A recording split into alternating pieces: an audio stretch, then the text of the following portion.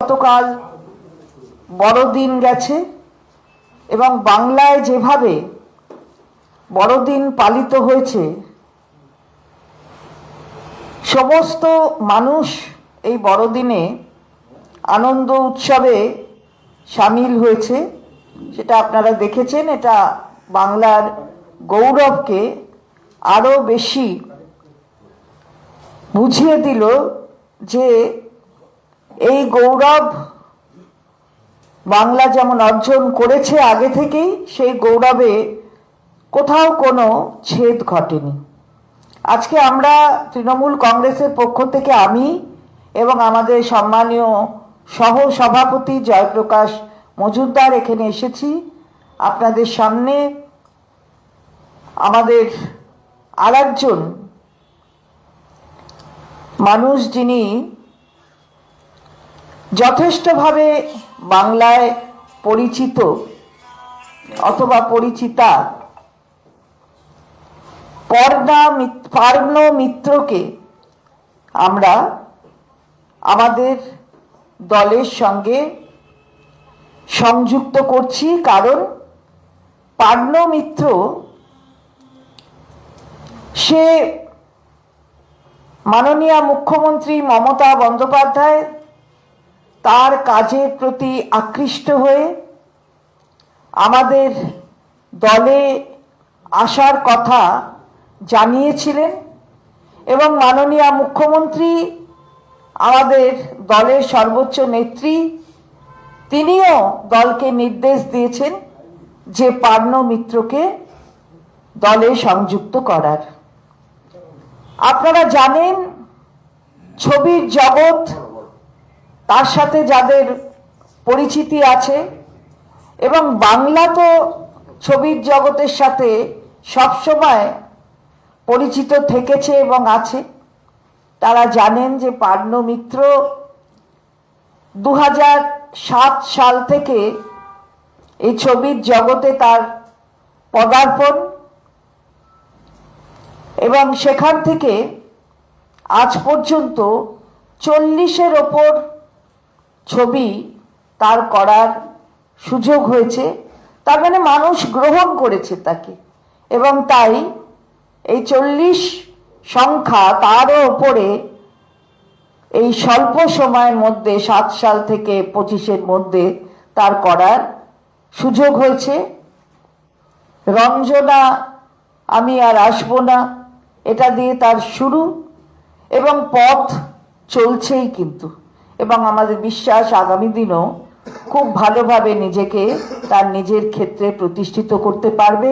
সঙ্গে সঙ্গে মানুষের জন্য যে কাজ, মানুষের পাশে থাকার কাজ, একজন নাগরিক হিসাবে যেটা তার মূল কর্তব্য, সেই কর্তব্য সম্পর্কেও সচেতন পার্নো।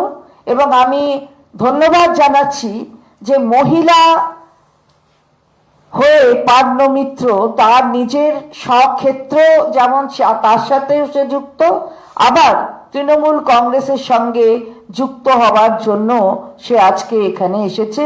তৃণমূল মহিলা কংগ্রেসের পক্ষ থেকেও আমরা তার প্রতি ধন্যবাদ জ্ঞাপন করছি, কারণ আমাদের মাননীয় নেত্রী যেভাবে মহিলাদের আরো বেশি সশক্তিকরণের লক্ষ্যে তার কাজ করেন, পার্নো কিন্তু তাতে আকৃষ্ট হয়ে আমাদের এখানে আজকে এসেছে। তাই এরপর আমি আমাদের সহ সভাপতি জয়েন্টটা আমরা করিয়ে দিই, তারপরে আপনাদের কাছে আরো আমাদের সহ সভাপতি এবং পার্নো বলবে।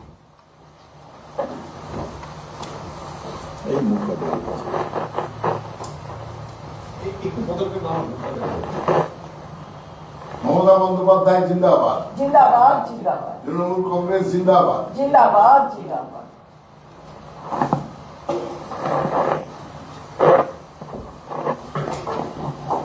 এবার আমি অনুরোধ করব আমাদের মাননীয় সহ সভাপতি, তিনি দু এক কথা বলবেন।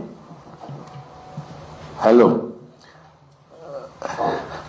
পার্নো 2019 থেকে সক্রিয় রাজনীতিতে গিয়েছিল। 2019-এ দিল্লিতে বেশ কিছু তখনকার বাংলা সিনেমার এবং বাংলা টেলিভিশনের বেশ কয়েকজন একসঙ্গে গিয়ে বিজেপিতে যোগদান করেছিল।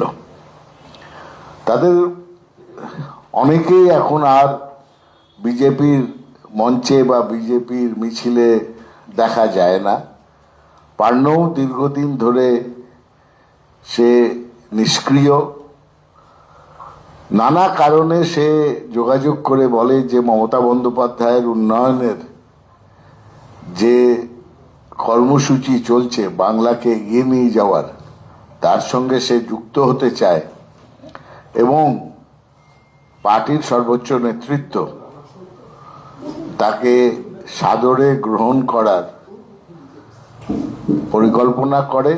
তার জন্যই আজকে পার্নো মিত্র সে তৃণমূল পরিবারের